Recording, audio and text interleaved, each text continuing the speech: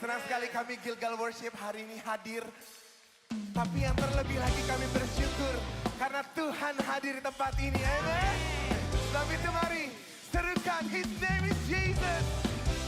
All praise belongs to God.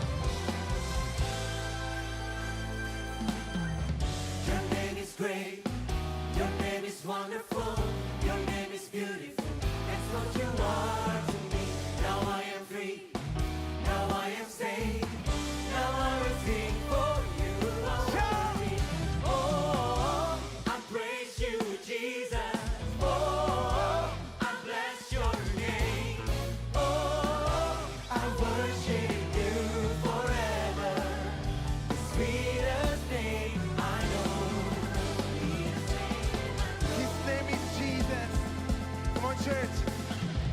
Your name is great, your name is wonderful, your name is beautiful. That's what you are to me. Now I am free, now I am saved. Now I will sing for you. Oh, I praise you, Jesus. Oh, I bless your name.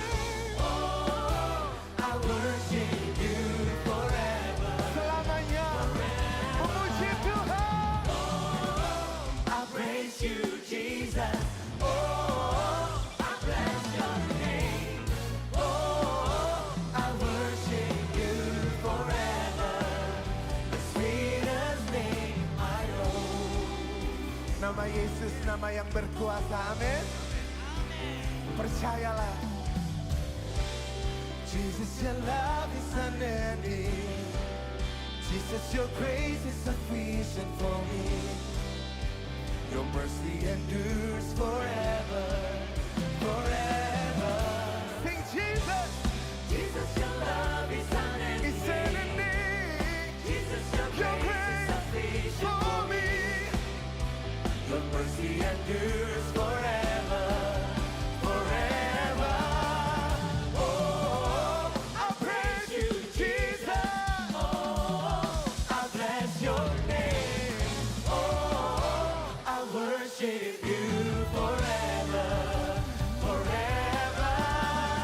Oh, I praise you, Jesus. Oh, I bless your name. Oh, I worship you forever. The sweetest name I know, I know, I know, I know, I know. The sweetest name I know, I know, I know, I know, I know. The sweetest name I know. Berapa banyak yang bersuka cita siang ini, boleh tepuk tangan sama-sama. Come on, clap your hands like this. Let's rejoice in the Lord. Rejoice in the Lord always. And again I And I say, rejoice in the Lord always. and again I say, rejoice. Oh, come bless the Lord. Come bless the Lord, Come bless the Lord.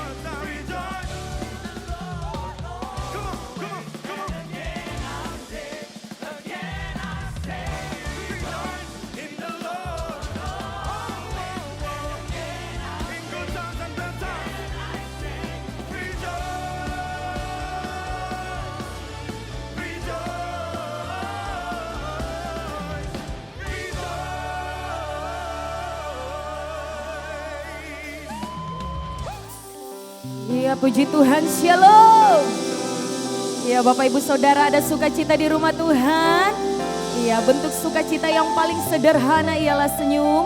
Coba Bapak Ibu Saudara senyum dulu kiri kananmu, jangan tegang. Katakan Tuhan Yesus mengasihimu. Iya Bapak Ibu. Baiklah, sebelum kita akan mulaikan ibadah kita akan buka dalam doa. Mari kita berdoa. Terima kasih Engkau Tuhan yang baik. Kalau kami ada sampai saat ini semua karena kebaikan Tuhan. Saat ini Tuhan, kami ada di rumah-Mu yang kudus. Satu tujuan kami mau menyembah Tuhan. Kami mau mengalami Tuhan. Bahkan kami mau mendengarkan Tuhan berbicara bagi kami. Terima kasih Tuhan. Di dalam nama Tuhan Yesus Kristus. Haleluya. Mari berikan tepuk tangan yang luar biasa bagi Tuhan. Amin, amin.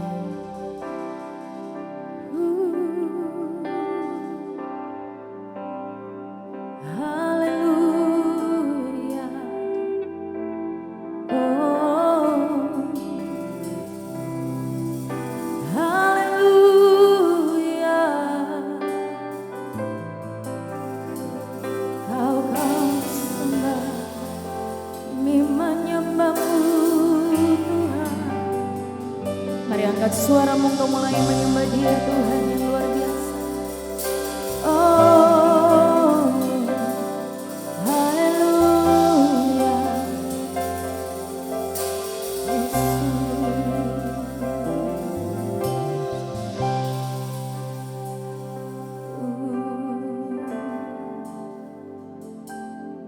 Ku sanjung Kau di tempat ini, sebab Engkau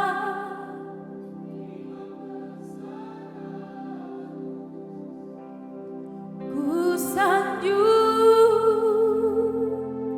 Kau lebih dari yang lain, dan ku datang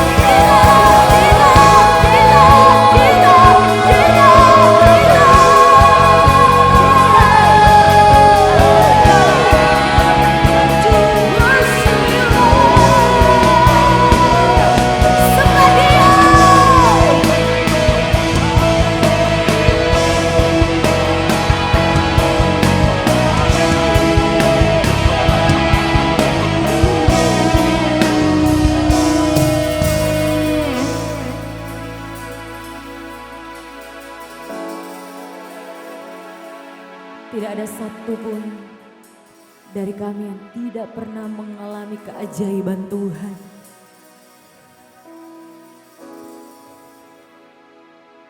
Untuk itu tidak ada alasan bagi kami untuk tidak menyembah-Mu Tuhan.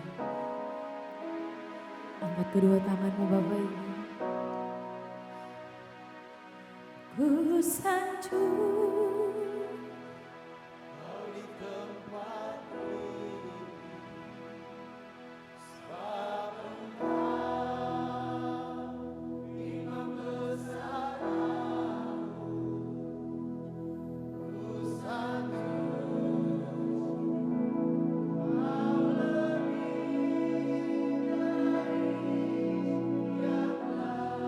ini yang keluar dari hati kami Tuhan.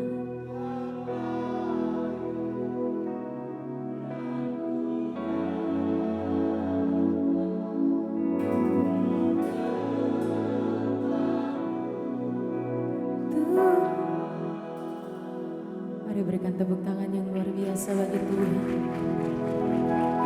Kami datang padamu di dalam nama Tuhan Yesus Kristus.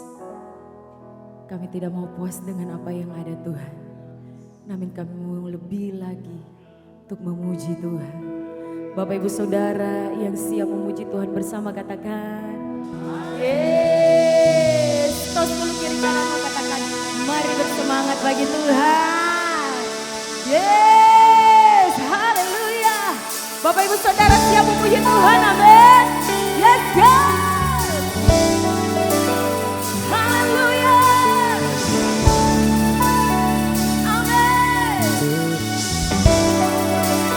Mari bertepuk tangan bagi Tuhan. Come on.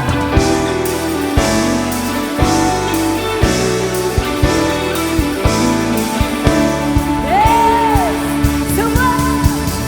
Mari semua nyanyi haleluya. Dari dan melompat untuk Raja kita. Besar mulia Dia Yesus Tuhan. Penerus pembebas kita. Jadi semangat Bapak Ibu Saudara.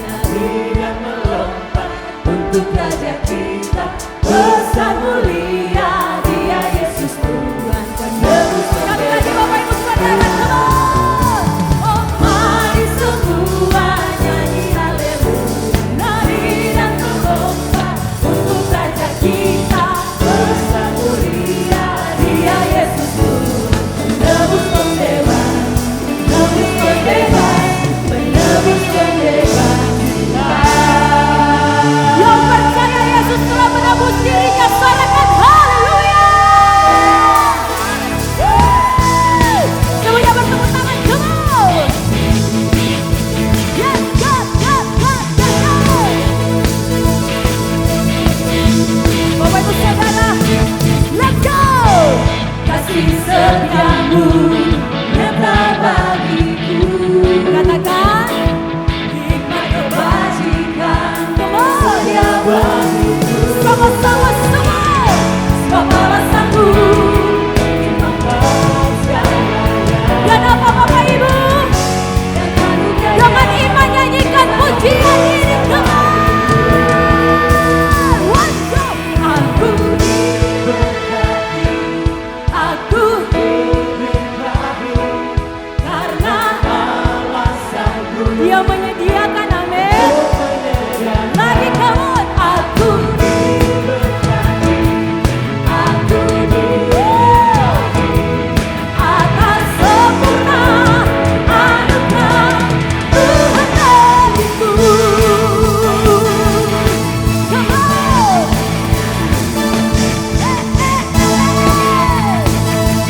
Mari sama-sama Bapak Ibu semua. Kasih setiamu nyata bagiku. Dan hikmat kebajikan Hikmat kebajikan setia bagiku. Sebab alasanku bahkan segalanya. dan apa Bapak Ibu? Dan anugerahnya sangat Mari besar. semuanya. Waktu kau. Aku diberkati karena alasanku untuk bergerak. Aku diberkati. Aku diberkati atas semua anugerah Tuhan bagiku. Semua yang berkenan bagi Tuhan. Come on. Yes,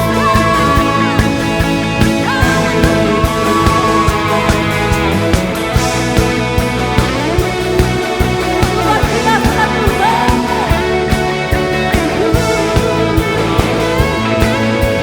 Sama-sama Bapak Ibu. Jangan dibantu. Sebab alasanku dimakan segalanya. Dan apa? Dan anugerahnya sangat besar. Sekali lagi dengan dia. Sebab alasanku dimakan segalanya. Dan apa? Dan anugerahnya sangat besar bagiku.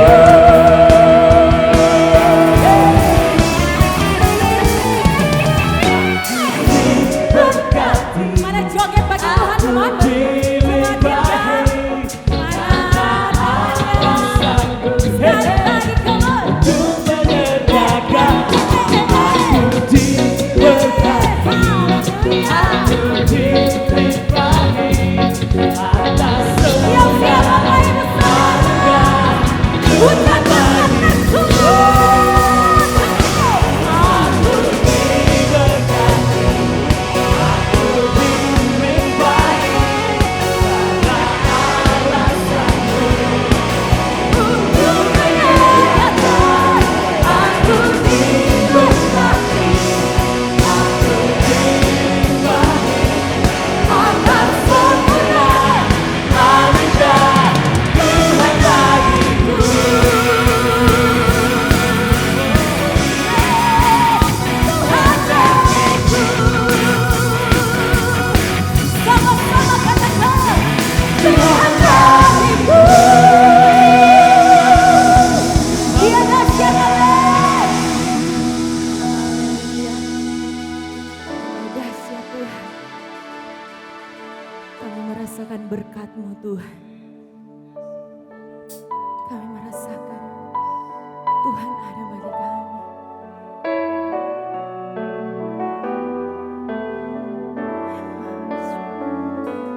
I love you, Jesus.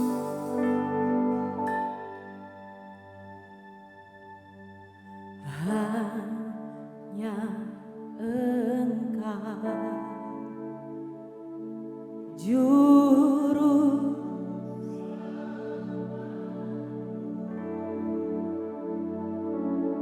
Tuhan kau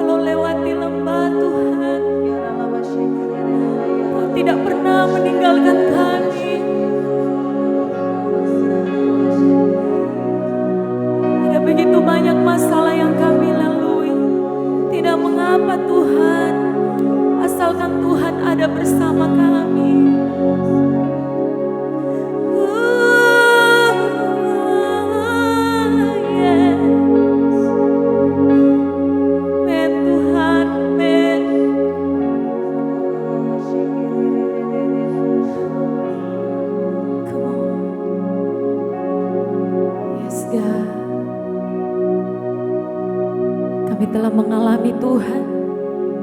Kami bersuka cita di dalam pujian kami kepada Tuhan.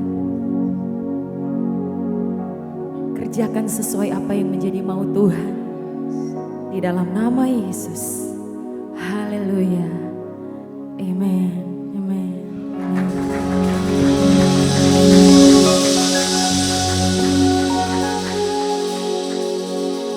Jangan duduk dulu Bapak Ibu semuanya.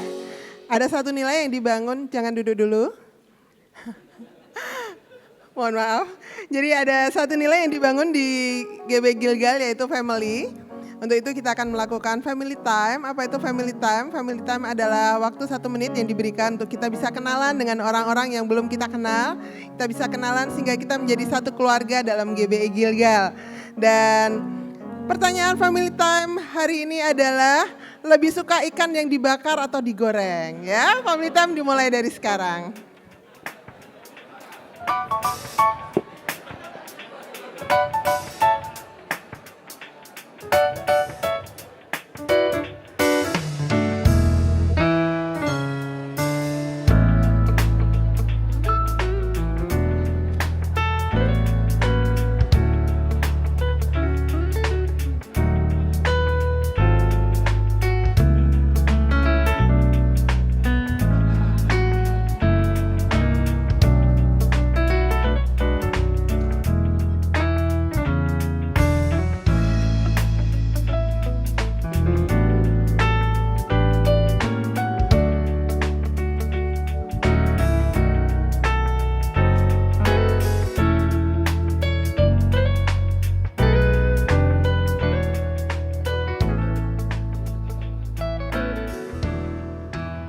Ya, terima kasih buat kerjasamanya.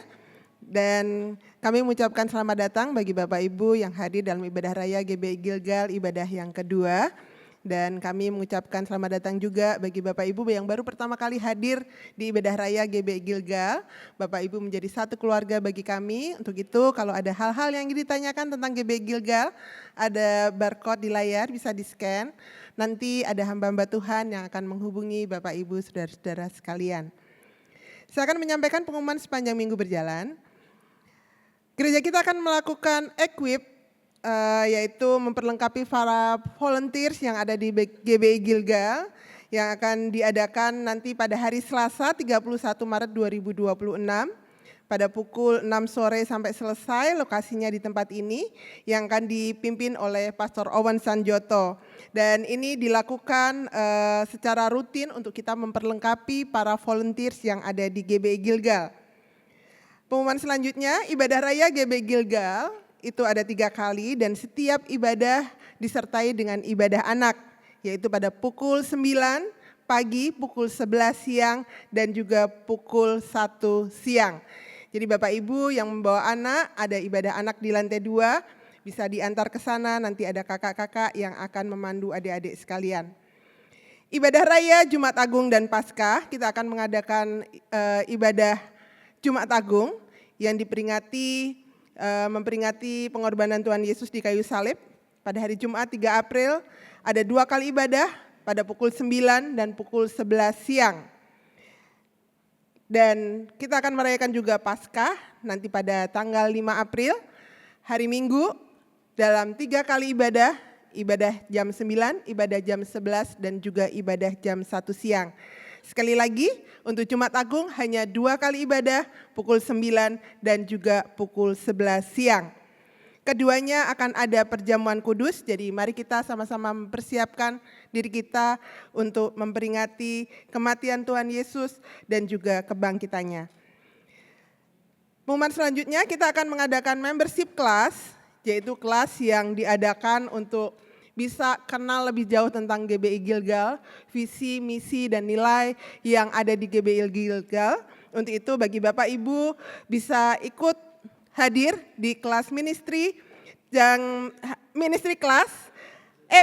membership class pada Selasa 7 April 2026 pukul 7 malam di lantai 2. Dan seluruh pengumuman yang ada bisa disaksikan kembali di YouTube GBI Gilgal Manado.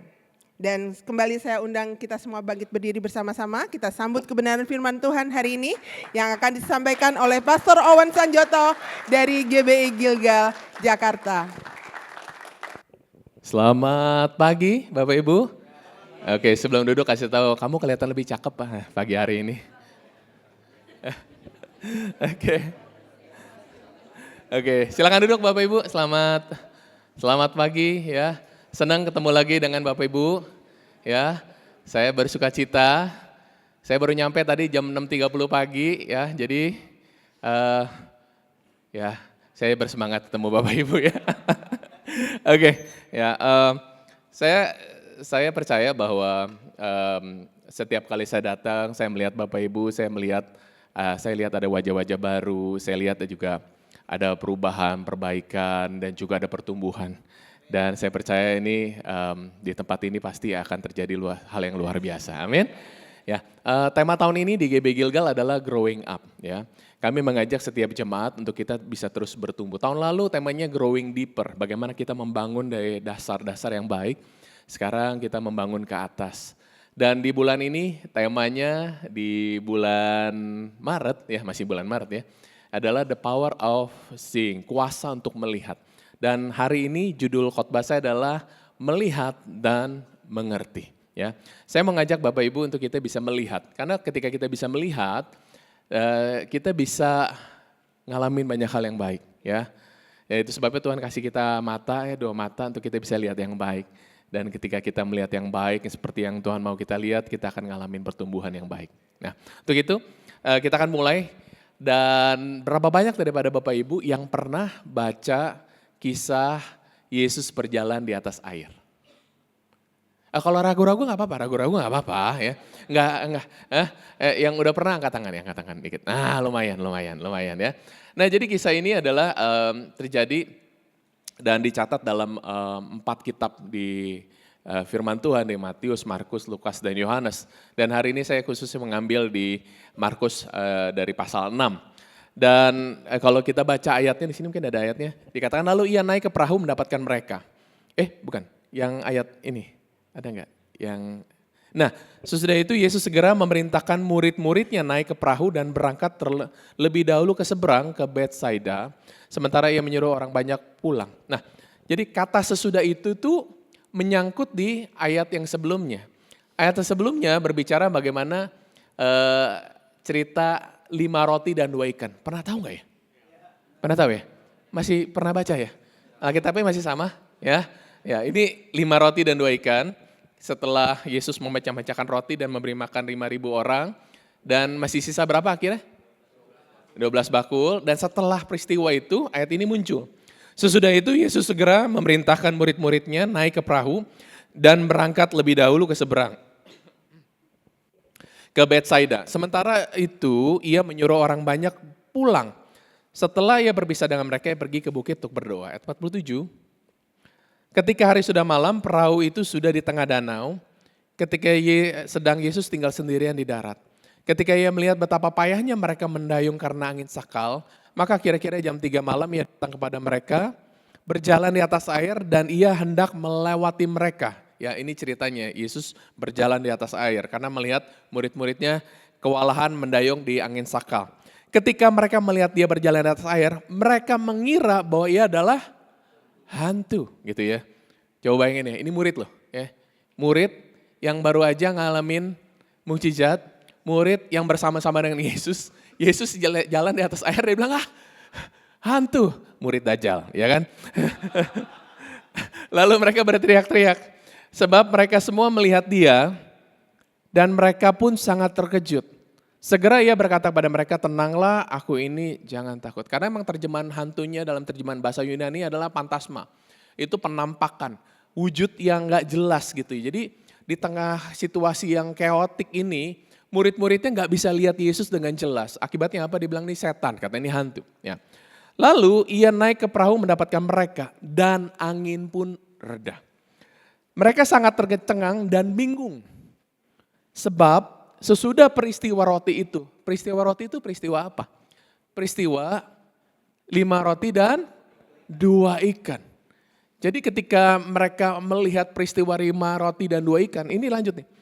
Sesudah peristiwa roti itu mereka belum juga mengerti dan hati mereka tetap dekil. Nah ini menarik Bapak Ibu ya. Karena di Markus 6 ini dicatat bahwa murid-muridnya itu melihat mukjizat, melihat ada hal yang luar biasa terjadi, melihat Yesus melayani. Tetapi ayat ini mencatat bahwa mereka belum juga mengerti. Karena kenapa? Karena hati mereka tetap degil. Jadi hari ini tema saya adalah melihat dan mengerti. Saya mengajak Bapak Ibu kita, kalau kita bisa melihat, saya mau ajak kita belajar mengerti apa yang Tuhan mau. Supaya kita bisa menangkap rencana Tuhan. Supaya kita bisa mengerti apa panggilan Tuhan. Supaya kita bisa mengerti apa yang Tuhan mau kita kerjakan di dalam kehidupan ini. Hari ini Bapak Ibu, kita melihat dan mengerti. Ayat ini dikatakan bahwa hati mereka degil. Hati mereka degil. Nah terjemahan bahasa aslinya daripada degil itu adalah poro. Bukan pororo ya, pororo snack ya. Poro ya, poro. Poro artinya gini nih ya, poro artinya hati yang keras, tumpul, tidak peka. Keras, tumpul, dan tidak peka. Jadi hati yang dekil bicara mengenai hati yang keras, tumpul, dan tidak peka. Itu sebabnya mereka melihat, tapi mereka nggak bisa mengerti apa yang sedang terjadi. Mereka bisa melihat, tapi mereka tidak turut mengalaminya. Nah hari ini saya mau ngajak Bapak Ibu, yuk kita yang ikut Tuhan. Kita jangan sampai kita punya ini nih, namanya hati yang degil. Ya, kita mungkin lihat banyak hal, tapi kita nggak ngalamin. Hati kita udah tumpul, hati kita udah nggak peka, dan mungkin hati kita keras, sehingga kita tidak bisa meresponi dengan baik. Hati yang keras terhadap Allah ini artinya apa? Tidak mau mengerti, tidak peka terhadap pekerjaan Tuhan, dan tidak tersentuh oleh kebenaran. Nah ini Bapak Ibu, jangan sampai kita ngalamin yang seperti ini Bapak Ibu. Dan ini sebuah peringatan kepada kita bahwa gereja tidak boleh menganggap dirinya kebal. Bapak Ibu, kita yang sudah menjadi Kristen. Ya. Apalagi kalau di Manado katanya ya. Lahir aja kata pertama shalom katanya, bayi-bayi ya. Udah Kristen gitu ya. Nah kita menganggap bahwa diri kita sudah paling rohani. Makanya gereja tidak boleh menganggap dirinya kebal. Bahkan kalau saudara dan saya mungkin kita merasa bahwa kita kan sudah lama nih. Kita sudah lama ikut Tuhan. Kita sudah lama ke gereja, kita sudah lama nih Kristen. Hati-hati, kita gak kebal terhadap yang namanya hati yang degil. Hari ini saya mau ngajak Bapak Ibu ya, bukan masalah lamanya kita ada di gereja, bukan lamanya kita katanya Kristen, tapi apakah hati kita melihat dan kita mengerti dengan benar apa yang Tuhan mau di dalam kehidupan saudara dan saya. Amin. Nah untuk itu kita perlu lihat ciri-cirinya nih. Dan jangan-jangan ciri-cirinya itu ya hati yang degil ini jangan-jangan kita ada. Kalau ada saya mengajak kita bertobat. Dan izinkan saya untuk berbicara dengan lebih keras boleh? Boleh Bapak Ibu? Tapi janji ya, jangan saya dicegat ya. Karena nanti masih ada kebaktian yang 3 dan saya mau pulang dengan selamat ya. Jadi Bapak Ibu no hard feeling ya, saya ngomong apa adanya supaya kita bisa tahu nih apakah hati kita adalah hati yang degil apa enggak. Ini ciri-cirinya. Yang pertama, hati yang degil cirinya adalah tidak peka terhadap pekerjaan Tuhan. Murid-murid lihat mukjizat tapi tidak tersentuh. Mereka tidak lagi mendengar suara Tuhan, yang mereka lihat adalah rutinitas. Nah bayangkan Bapak Ibu ya, kalau kita ikut Tuhan, kita melihat bahwa ibadah kita adalah sebuah rutinitas. Ini kita tidak peka terhadap pekerjaan Tuhan. Kita berpikir yang penting hari Minggu wajib untuk ke gereja. Apalagi nih ya, kita orang Kristen, haram kalau nggak ke gereja. Bapak Ibu jangan sampai kita salah mengerti ini. Kita melihat kebaikan Tuhan tapi tidak merasakan dan bahkan tidak mengerti apa itu. Bahkan kalau misalnya 2 minggu yang lalu atau minggu lalu ada New Life, ya kan kita tahu ya kalau tiap kali New Life di situ ada orang-orang yang bertobat, ada orang-orang yang dilepaskan, ada orang-orang yang dipulihkan, ada yang mengalami kepenuhan Roh Kudus, bahkan ada baptisan air. Udah belum ya baptisan air? Udah ya. Dan kita lihat oh, biasa aja, ya itu normal lah. Ya kita pernah mengalami mungkin, tapi kita rasa ya sudahlah biasa aja. Nggak ada sesuatu yang kita rasakan spesial dan kita nggak melihat lagi yang namanya pekerjaan Tuhan adalah pekerjaan yang luar biasa. Kita anggap biasa saja. Nah hati-hati, mungkin hati kita telah degil. Berikutnya ciri-ciri yang kedua adalah sulit memahami kebenaran rohani. Ya kita dengar firman, tapi nggak ada yang masuk. Gitu ya. Dan kita sering dengar nggak komen seperti ini? Gue ke gereja, gue nggak dapat apa-apa. Coba tanya sebelahnya, emang kamu dapat apa? Dapat biapong, ya kan? Dapat apa? Dapat rage. Sering kali, aduh nggak tahu nih, nggak dapat apa-apa gitu ya. Emang dapat apa? Ya, ya. Kita sulit menerima kebenaran rohani gitu ya. Bahkan yang lebih tragisnya adalah kita ada dan kita duduk di gereja, tapi kita tidak mengalami pertumbuhan. Ya, kenapa? Karena kita tidak menangkap kebenaran rohani ini di dalam kehidupan kita. Itu ciri-cirinya orang yang punya hati yang degil. Yang berikutnya adalah orang yang punya hati yang degil adalah hati fokusnya kepada hal-hal yang lahiriah. Sama seperti murid-muridnya. Murid-muridnya itu ketika Yesus melayani 5.000 orang laki-laki. Murid-murid itu udah lihat begini. Oh ini sebentar lagi nih udah mau malam. Makanya murid-murid datang kalau pernah baca kisahnya 5 roti dan 2 ikan. Pada waktu sore atau waktu menjelang malam, murid-muridnya datang kepada Yesus. Dan dia bilang gini, Yesus udah mau malam nih. Mendingan suruh pulang aja. Kenapa? Karena bagaimana kita bisa kasih makan mereka. Ya kan? Makanya Yesus bilang ini, kamu yang harus kasih mereka makan. Hah? Mau beli makanan di mana? Gitu ya. 200 dinar gak akan cukup. Karena di otaknya murid-murid bilang gini, aduh gue lagi nih yang capek. Aduh duit yang mana nih? Ujung-ujungnya juga gue juga nih yang keluarin duit gitu ya. Nah Bapak Ibu, orang yang hatinya degil sama seperti murid-muridnya itu adalah mereka fokus kepada hal-hal yang lahiriah. Yang dibayangkan mereka ada nih, aduh materi lagi deh, aduh duit lagi nih. Ya, mereka mengandalkan kekuatannya sendiri. Makanya mereka bilang gini, Yesus udahlah pulangin aja orang-orangnya. Ya, suruh mereka pulang supaya kita nggak ribet. Ya, pulangin aja deh. Ya, karena ya mendingan kita lanjut aja kita yang nyamannya aja. Kalau mungkin bahasa hari-hari gini. Kita cenderung cari yang nyaman. Halo? Cari yang nyaman. Kalau di Jakarta ya, di Jakarta ya, di Jakarta jadi jangan tersinggung ya. Banyak yang susah diomongin.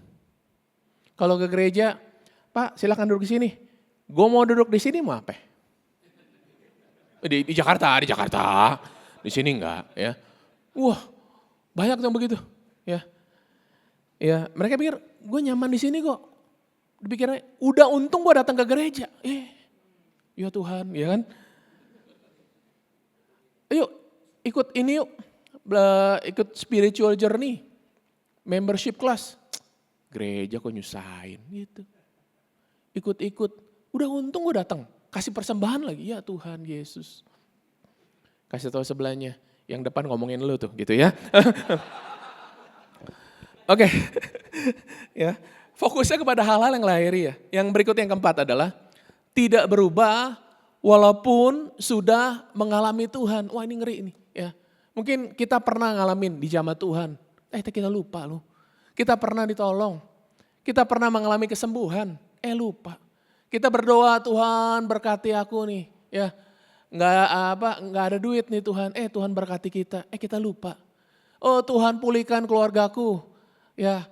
Jama suamiku, jama istriku, jama anak-anakku, Tuhan pulihkan, kita lupa gitu ya. Ya, bahaya Bapak Ibu ya. Kita pernah mengalami kebaikan Tuhan dan kita lupa. Coba makanya kita perlu ingat-ingat kebaikan Tuhan di dalam hidup ini Bapak Ibu. Ya, kita perlu meresponi dengan bijak. menanggapi kasih Tuhan, jamahan Tuhan, kebaikan dan pertolongan Tuhan dengan respon yang baik. Bukan take it for granted ya, menyia-nyiakan kebaikan Tuhan dan kita rasa kita nggak perlu buat apa-apa di dalam hidup ini. Nah makanya apa yang harus kita perhatikan bahwa kekerasan hati bisa terjadi pada orang percaya. Aduh ini yang kita perlu hati-hati. Nah bayangkan ya Bapak Ibu ya, murid-murid yang bersama dengan Yesus aja, Yesus bilang gini, hati kamu masih degil, kamu belum juga ngerti, murid-murid loh. Nah murid-murid kalau kita baca dalam Markus 6, dari perikop-perikop yang ada itu menjelaskan bagaimana Yesus tuh mengutus murid-muridnya untuk pergi melayani. Nah Yesus memberikan kuasa kepada murid-murid untuk memberitakan Injil, untuk menyembuhkan orang sakit, untuk mengusir setan. Dan ini yang murid-murid lakukan. Murid-murid lakukan dengan sukacita loh. Mereka pergi melayani dengan penuh kuasa. Ya, di perikop selanjutnya adalah ketika mereka sudah selesai melayani, mereka datang kepada Yesus untuk laporan. Yesus, kami sudah buat ini dan itu. Makanya Yesus bilang, oke, ya, yuk kita pergi ke tempat yang sunyi supaya kita bisa istirahat. Di tengah jalan, ya, orang-orang banyak tahu bahwa Yesus dan murid-muridnya pergi ke tempat yang mereka mau tuju. Dan orang banyak itu mendahului Yesus. Ketika Yesus melihat orang banyak tersebut, tergeraklah hatinya oleh belas kasihan. Ya kan? Disitulah kita tahu cerita 5 roti dan 2 ikan. Nah bayangin ya, udah pada makan kan? Belum? Belum ya, nanti minta sama Pak Steven ya. Roti ya, bayangin ya, kita tahu kisah itu 5 roti dan 2 ikan. Nah saya mau nanya nih sama Bapak Ibu nih, kisah 5 roti dan 2 ikan, kan kita tahu akhirnya ada 2 orang ada anak yang punya 5 roti dan 2 ikan. Lalu diserahkan kepada murid dan murid-murid menyerahkan kepada Yesus. Dan apa yang dilakukan oleh Yesus? Nah, baca Alkitab nggak nih? Ya. Lalu Yesus mengucap syukur, memecah-mecahkan. Nah pertanyaan saya, setelah Yesus mengucap syukur dan memecah-mecahkan, Yesus kasih siapa roti ini? Kepada siapa? Yakin gak nih? Bener gak nih? Nanti baca ya. Yesus kasih ke murid. Nah murid melayani 5.000 laki-laki. Belum termasuk wanita dan anak-anak. Muridnya ada berapa? 12. Pertanyaan saya, ketika Yesus memberikan roti kepada murid-murid yang sudah terpecah, murid-murid memecahkan lagi gak? Kan membagikan ya. Disitulah mukjizat terjadi lagi kan. Dan gak habis-habis tuh, di tangan murid-murid. Dan bahkan Alkitab mencatat berapa banyak sisanya? 12 bakul. Di tangan murid-murid juga terjadi mukjizat. Pertanyaan saya, ya, bagaimana perasaan Anda ketika Anda menjadi murid? Mukjizat terjadi di tangan Anda loh. Gimana rasanya? Terima kasih Tuhan ya. Wow, luar biasa. Ya. Wow. Ya kan? Pernah Bapak Ibu makan mie apong, pecahin, ada lagi. Ada lagi. Kan nggak pernah kan? Saya juga nggak pernah gitu ya. Itu bayangin itu saya lagi ngebayangin, keren banget ya. Dibagiin, ada lagi, dibagiin, ada lagi, dibagiin, ada lagi, dibagiin, ada lagi, dibagiin, ada lagi. Tetapi murid-muridnya yang terlibat dalam mujizat saja, Alkitab masih catat bahwa mereka masih punya hati yang degil. Jadi, ya, apalah kita. Mungkin kita pikir, kita so lama ya di gereja ya. Kita so pelayanan. Dari jam berapa hadir ya pagi ya? Jam berapa? Jam 7 ya? Jam 7 kita sudah di sini. Apalagi tuh misalnya tim PW harus latihan dulu. Kita pelayan mimbar. Kita lebih holy. Ya, enggak kebal. Ya. Tahu kita pendoa. Kita dekat sekali dengan sorga ya. Ya. Enggak kebal. Mungkin PDP, PDM, pendeta. Ya, kita full timer gereja. Jangan merasa bahwa kita kebal. Karena kekerasan hati bisa terjadi kepada siapa saja, kepada orang percaya. Ya. Yang kedua, yang berikutnya adalah kekerasan hati sering muncul karena lupa akan karya Tuhan. Saat seorang lupa bagaimana Tuhan pernah menolong, ia lebih mudah dikuasai oleh rasa takut, cemas, dan tidak percaya. Orang ini adalah orang yang mungkin dia ngalamin bagaimana dia bergumul. Tapi Tuhan nggak jawab-jawab nih. Makanya dia rasa gini, kok Tuhan nggak tolong dia? Dia doa, tapi belum ada jawaban doa. Dia merasa bahwa Tuhan lupa. Atau Tuhan tidak berkarya dalam kehidupannya. Dan hati-hati juga orang yang hatinya kecewa dan yang pahit. Dia juga merasa bahwa Tuhan tidak lagi berkarya di dalam kehidupannya. Ya. Berikutnya, kekerasan hati berkaitan dengan ketidakpercayaan. Hati yang keras bukan hanya masalah emosi, tapi masalah iman. Orang mulai percaya kepada logikanya sendiri, kepada kekuatannya sendiri, kepada keadaan, ya. Bahkan kesombongannya diri sendiri. Yang lebih mengerikan hari-hari ini, orang lebih percaya sosial media daripada kebenaran firman Tuhan. Ini mengerikan Bapak Ibu ya. Kita nggak percaya bahwa kayaknya Tuhan masih sanggup bekerja di zaman modern seperti ini Bapak Ibu ya. Kalau kita lihat sosial media itu isinya apa sih Bapak Ibu? Hah? Ya ada hoax juga. Tapi isinya adalah berita yang menakutkan.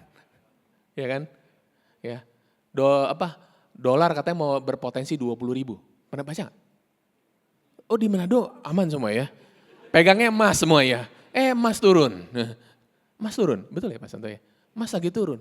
Ya. Oh kita pegangnya Bitcoin. Bitcoin lagi turun. Di bawah 67.000. Sekarang lagi drop paling rendah nih. Ya. Oh kita pegangnya saham. Saham juga jeblok. Ya kan? Ya udahlah kita pegangnya apa? Pegang apa? Hah? Apa? Nggak tahu pegang apa ya. Kita nggak bisa mengendalikan apa-apa ya. Jadi kita perlu percaya kepada Tuhan lebih banyak. Dan hati yang keras membuat seorang tidak responsif terhadap 3 hal. Yaitu kebenaran, peringatan Tuhan, dan juga belas kasihan Tuhan. Ya, artinya seorang bisa saja dingin secara rohani dan tidak takut lagi akan dosa. Ini yang sering terjadi. Tidak tersentuh lagi oleh kasih Tuhan. Dan tidak terdorong untuk cepat bertobat. Nah Bapak Ibu, hati-hati. Kalau kita punya yang demikian, kita perlu antisipasi dengan baik. Nah apa yang harus kita lakukan Bapak Ibu? Yang kita perlu lakukan adalah yang pertama adalah, saya mengajak Bapak Ibu, kita punya yang namanya keseimbangan hidup. Ini penting Bapak Ibu, keseimbangan hidup. Kita kalau di Gilgal kita sering dengar, manusia itu terdiri dari roh, jiwa, dan tubuh. Nah kita perlu jaga dan rawat semuanya dengan baik. Kita perlu menjaga keseimbangan dengan baik. Kita perlu jaga tubuh kita dengan baik. Kita perlu bekerja dengan baik. Kita perlu melayani juga dengan baik. Kita perlu punya waktu dengan Tuhan juga dengan baik. Betul Bapak Ibu ya. Nah dalam keseimbangan ini kita perlu punya hal yang kita jaga. Nah Markus 6 ayat 31 ini ayat menarik ya. Karena berkata sini, lalu ia berkata kepada mereka, ia itu siapa? Yesus. Yesus berkata kepada murid-muridnya, marilah ke tempat yang sunyi. Supaya kita apa? Sendirian. Yesus tahu, murid-muridnya tuh habis selesai melayani. Habis pergi memberitakan Injil. Mengoleskan minyak pada orang sakit, menyembuhkan orang sakit, mengusir setan. Dan Yesus tahu nih, mereka habis pelayanan. Sekarang kita perlu waktu untuk sendiri. Bukan me time, bukan ya. Tapi ini adalah apa? Untuk berdoa. Untuk kembali ketemu dengan sumber kekuatan. Ini ya, ada balance. Nah seringkali orang yang pelayanan gimana? Kalau orang yang pelayanan, apalagi bentar lagi mau Jumat Agung, Paskah, sibuk ya. Kalau bisa lembur, apalagi tim kreatif tuh, dekor. Kalau bisa didandanin semuanya, titik, yang semua titik biar rapi gitu. Betul, bagus. Tapi jangan lupa, semuanya harus balance. Amin. Dan beristirahat seketika. Artinya apa? Yesus kasih tahu, kamu juga harus punya istirahat yang baik. Ya, kalau kita kerja terus, nggak istirahat, juga nggak baik. Pelayanan terus, nggak istirahat, juga nggak baik. Jadi kita harus punya balance yang baik. Bapak Ibu, saya juga belajar untuk banyak atur. Ya kalau mau diikutin pelayanan selalu ada. Ya, tapi bagaimana saya mengatur juga untuk bisa istirahat yang baik. Ya, dan saya puji Tuhan, saya punya anugerah, saya bisa tidur di mana saja. Ya, beneran ya. Jadi bayangin, ya kemarin nih saya beberapa hari saya harus melayani orang tua, harus ke rumah sakit, ke dokter segala macam. Saya capek. Pulang hari Jumat, jemaat atau salah satu leader kami kedukaan. Saya harus melayani, saya harus cancel karena hari Jumat sebenarnya saya nonton konser, Battle Music datang. Ya, jadi saya siapkan waktu pengen nonton konser gitu ya. Saya harus melayani kedukaan, oke pergi melayani kedukaan. Nah seharusnya saya berangkat hari Sabtu jam 9 pesawatnya ke Manado. Tapi ada jemaat bilang boleh nggak layanin kami dulu. Mereka ada acara minta saya khotbah, minta saya doain. Akhirnya saya layani mereka dulu. Nah setelah pulang saya bilang saya kosongin schedule. Tahu nggak apa yang saya buat sama istri saya? Tidur. Beneran, kita tidur, di rumah kita tidur. Tidur sampai sore, bangun, makan, kita persiapan, bangun, packing, tidur lagi saya, tidur. Beneran saya tidur. Jam 12 malam saya baru ke airport, kemarin malam jam 12 malam. Terus kan pesawat jam 2. Saya udah bilang sama istri saya, yuk kita siap-siap. Di pesawat waktu kita 3 jam 15 menit tidur. Jadi saya udah siap-siap, begitu masuk, seat belt, oke, saya pakai penutup mata, tidur, saya tidur. Sebelum take off sampai landing turun, saya baru buka mata. Oke, di mobil dijemput Pak Rudi, saya bilang saya tidur lagi. Saya nyampe di hotel, saya ada waktu, habis mandi, saya ada 30 menit, saya bilang saya tidur lagi. 30 menit saya tidur. Saya tidur, benar. Tidur, oke. Ya, supaya apa? Saya butuh banyak istirahat. Gitu. Saya bisa tidur, itu anugerah yang saya dapat gitu ya. Saudara pengen tidur di mana saja? Ya, saya balance ya. Jadi ada waktu pelayanan, ada waktu keluarga, ada waktu untuk melayani, ada waktu istirahat. Sebab memang begitu banyaknya orang datang dan pergi. Sehingga makan pun mereka tidak sempat. Nah ini kasihan. Murid-muridnya sampai makan aja gak sempat. Berarti dia urusan pribadi aja tuh gak bisa. Dia gak bisa bedain gitu yang mana harus dilakukan apa enggak. Kalau gak punya balance, susah untuk jaga. Sehingga kita gak bisa lagi membedakan, melihat dengan clear.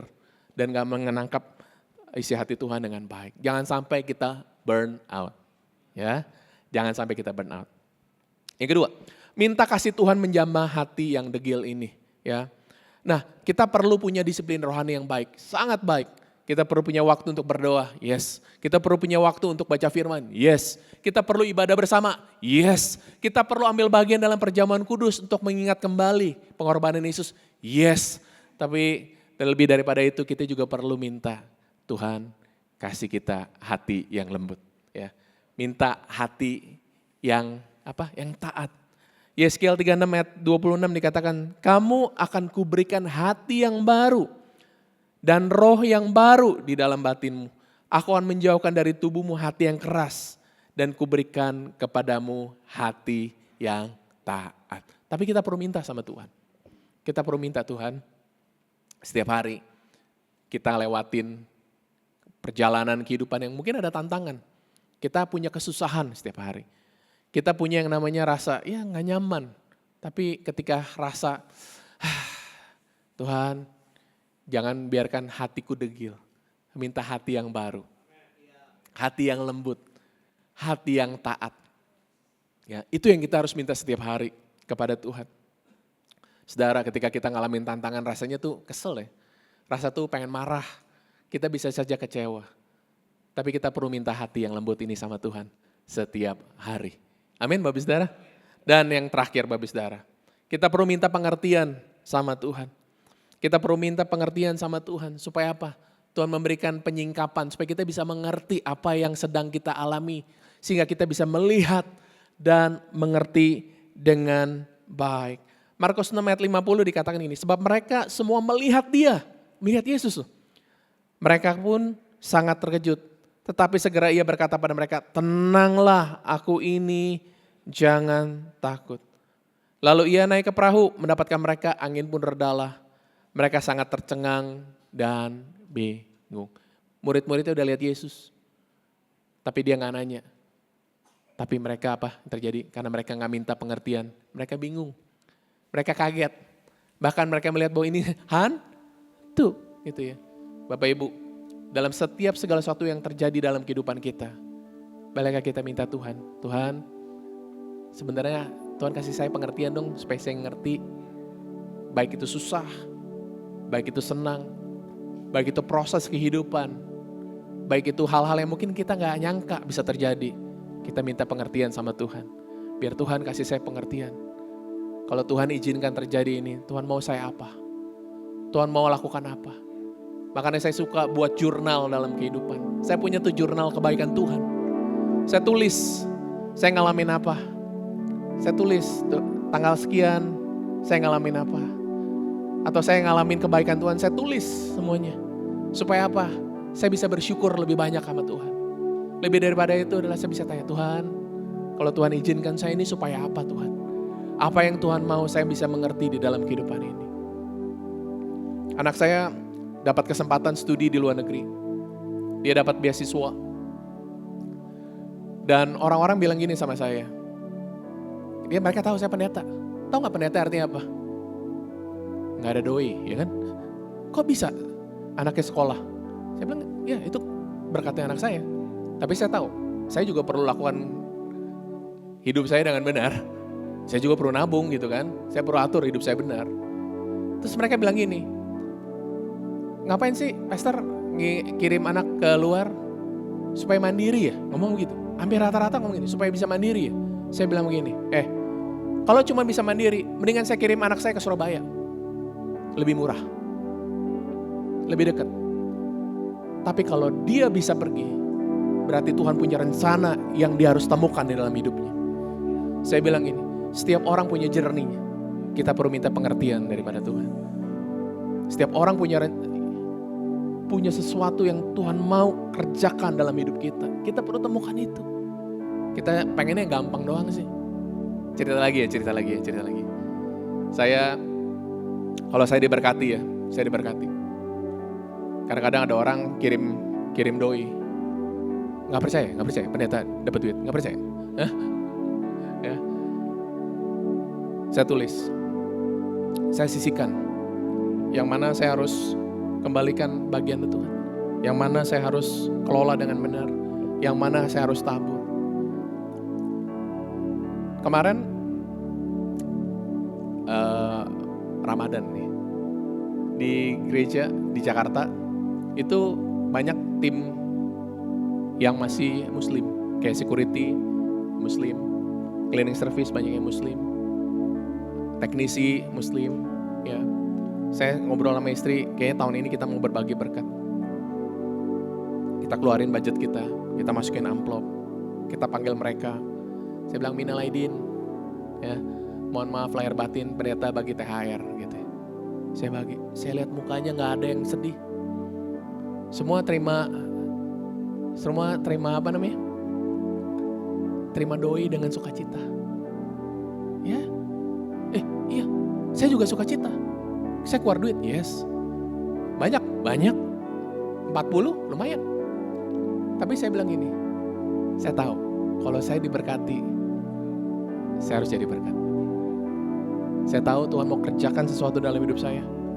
Mereka orang yang lihat saya khotbah loh. Mereka orang-orang yang kan kalau di Gilgal Jakarta tuh kalau kita ibadah selalu ada security kiri kanan. Cleaning service. Saya lagi pemberkatan nikah, mereka liatin saya. Mereka panggil saya pastor, bayangin. Pastor, gitu. Mereka lihat saya baptis. Tapi yang lebih penting, mereka perlu lihat saya jadi berkat. Punya kasih Kristus dalam hidup mereka. Amin. Yes. Setiap apapun yang terjadi, tanya Tuhan. Minta pengertian. Tuhan, kenapa ini terjadi? Apa yang harus saya lakukan? Sehingga kita punya respon yang baik. Supaya kita bisa lebih banyak bersyukur. Supaya kita bisa melihat dan mengerti rencana Tuhan di dalam kehidupan kita. Amin. Hari ini saya mengajak Bapak Ibu.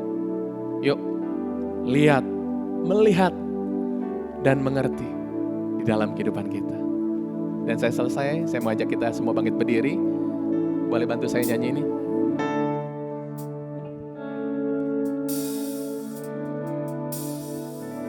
Selidiki aku,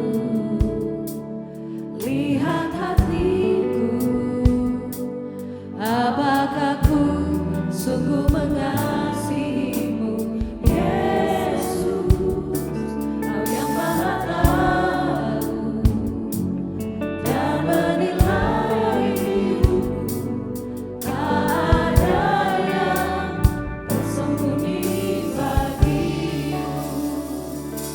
Telah kulihat kebaikan-Mu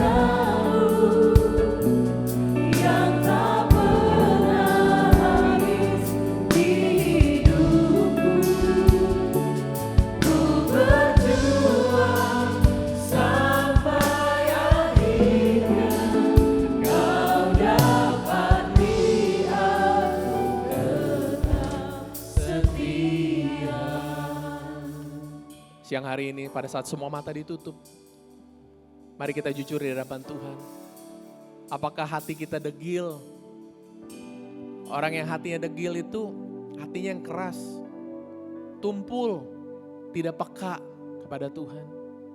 Hari ini kita jujur di hadapan Tuhan. Kalau kita punya ciri-ciri itu, bilang Tuhan ampuni aku Tuhan. Aku udah pernah melihat, aku sering melihat, tapi aku gak ngerti-ngerti. Pagi hari ini, siang hari ini, kami mau melihat dan mengerti.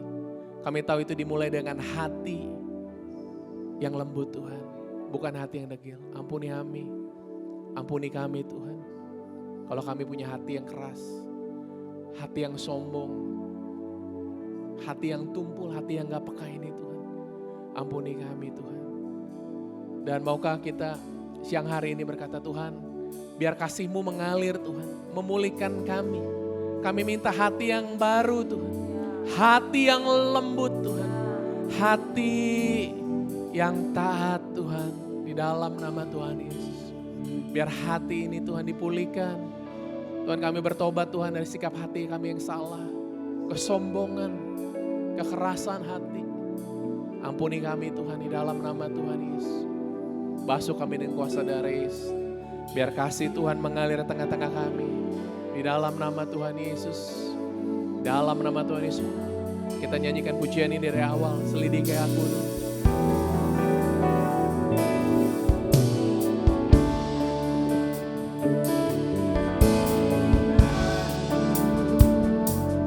Lihat hatiku, apakah ku sungguh mengasihimu, Yesus, Kau yang Maha Tahu dan menilai hidupku.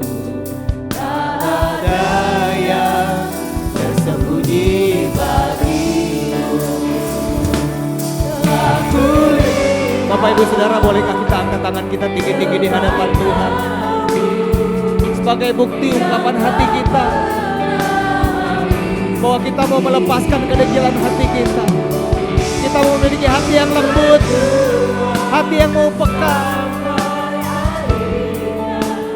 Kau dapati aku tetap setia. Lah kulihat kebaikan-Mu yang tak pernah habis di hidupku.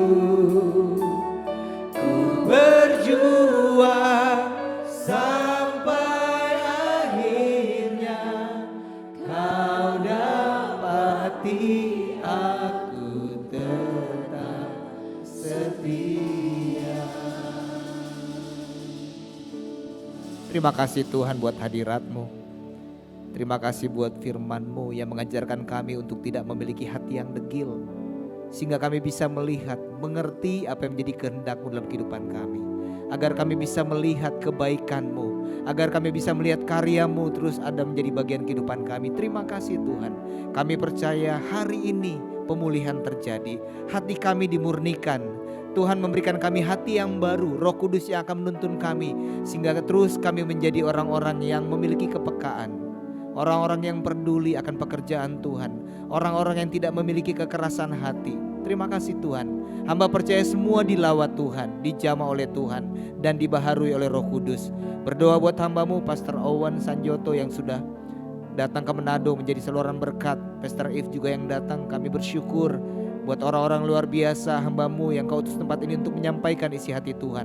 Tuhan memberkati keluarga ini Tuhan, anak-anak mereka diberkati Tuhan, pelayanan pekerjaan mereka, bahkan kemanapun mereka pergi, nama Tuhan dipermuliakan. Bapak Ibu Saudara pulanglah dan terimalah berkat dari Tuhan.